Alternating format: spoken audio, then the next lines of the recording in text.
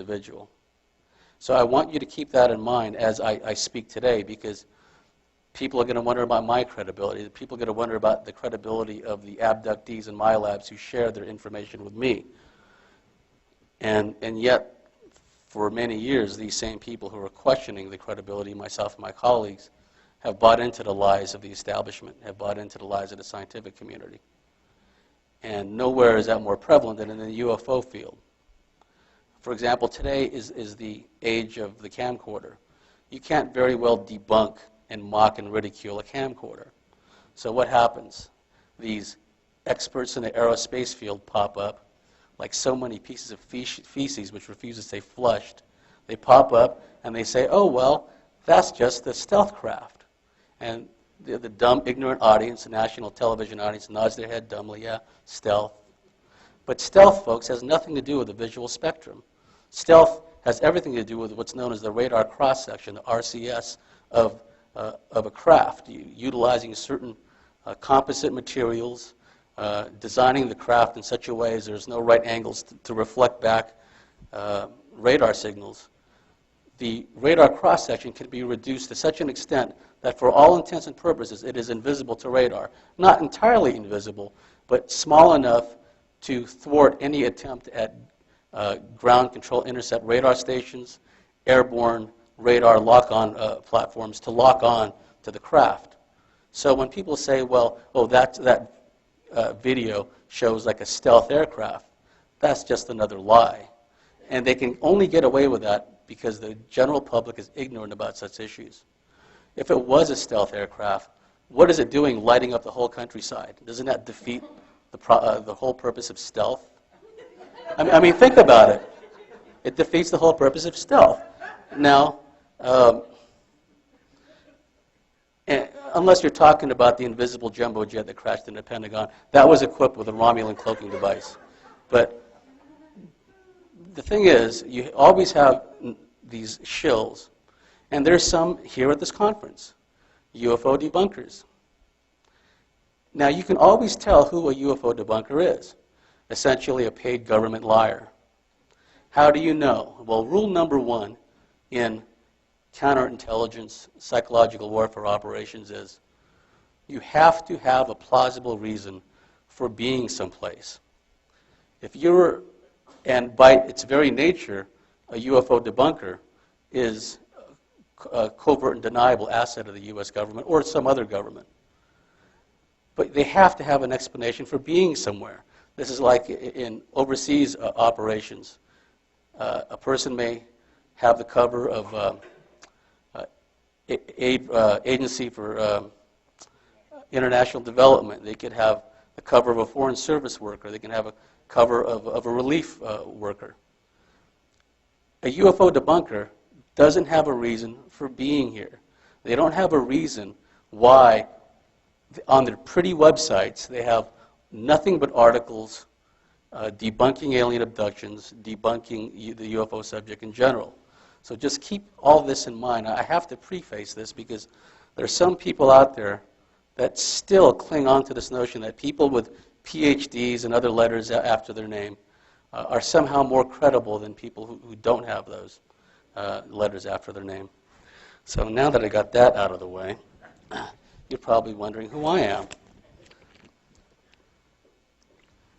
My name is James Bartley, and I've had somewhat of an eclectic background in the telecommunications field and the insurance industry.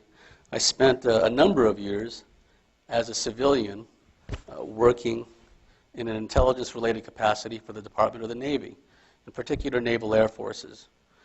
My rather innocuous title was that of database coordinator. I worked in communications.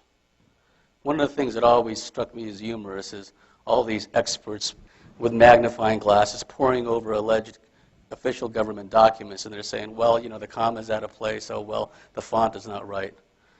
Well, I really can't comment on how the formatting was years ago, but I know that today, really, some of the official messages you will read from different commands can be as breezy and as irreverent as an email.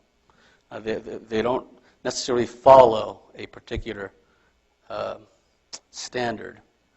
Now, what did I do? Well, I really can't elaborate on what I did in communications because the powers that be are bound and determined to go to war with China and God knows how many other countries. But I will say that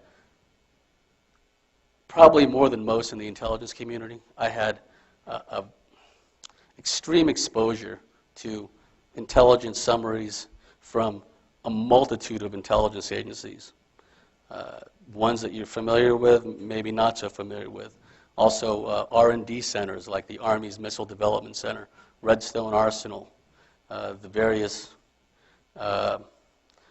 intelligence sections of the various commands, theater-level commands, Army-level commands, Air Force commands. When you're in communications, you are smack dab in the middle of just an astounding stream of intelligence-related information. Much of it really doesn't need to be classified, actually. On a daily basis, I interacted with members of the Naval Intelligence and Naval Security Group, which is Naval Security Group, or NAVSEC is the naval subsidiary of the National Security Agency. I was responsible for creating entire streams of classified and unclassified message traffic, what are known as AGS, AIGS, addressed indicator groups. Let me make one up. AG 555, it could be about aircraft maintenance. I was also responsible for creating what are known as CADs, collective address designators. And let me make one up. NASCAR. Anybody that had an interest in NASCAR from a crew standpoint, driver standpoint, or a racetrack standpoint, were all action or info addressees on these types of messages. Not only was I a member involved in communications, but I was the go-to guy in the command. If somebody in anti-submarine warfare needed a certain type of message traffic, they came to me. If somebody involved in electronic countermeasures, flying around in the EAB prowlers, they came to me. If somebody that worked at a contractor working at one of the power propulsion desk, for whether it's contractors from Pratt & Whitney, General Electric, what have you, they came to me. They came to me with the types of messages they needed to see. And I manipulated the database to ensure that they got those messages and nothing else. Nobody wants to see message traffic that's unrelated to their activity. I had carte blanche to visit any communications station, either onshore or our particular interest was with the carrier battle groups as well as the affiliated naval air stations. So within our region, I had carte blanche to visit any communication station.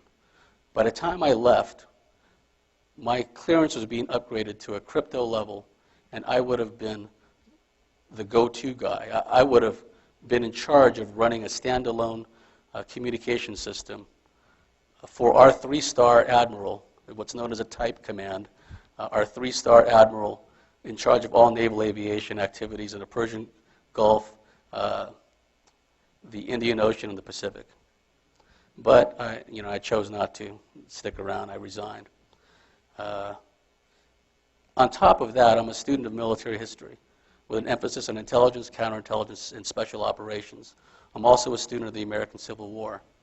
So unlike most people in the military, who I find to be astonishingly ignorant about the history of this country and the history of even their particular military activity, I was sort of well-rounded. I understood the significance of what it was I was reading. I understood the history of what it was I was reading. So that's just a bit about me. And one other thing that you need to know about me is that I am an alien abductee. I've had numerous encounters with reptilians, with what are known as the reptilian grays. You always hear about the ubiquitous gray beings. Well, the beings that I had encounters with in full waking consciousness were what are known as reptilian grays, what the late, great Dr. Karla Turner referred to as the chicken claws. They don't have a long finger and a long nail. They just have claws. And when you wake up and then you find yourself surrounded by three of these things with claws and they're looking down at you, believe me, that can be a pretty traumatic experience. So I know wherein I speak. When I speak about alien abductions, and particularly encounters with reptilians, I can develop an instant kinship and understanding with others who have experienced the same things. My colleagues and I have always taken the approach of being friends first, researchers later. Because people will only open up to you if they know that you have a vested emotional interest in them. Too often,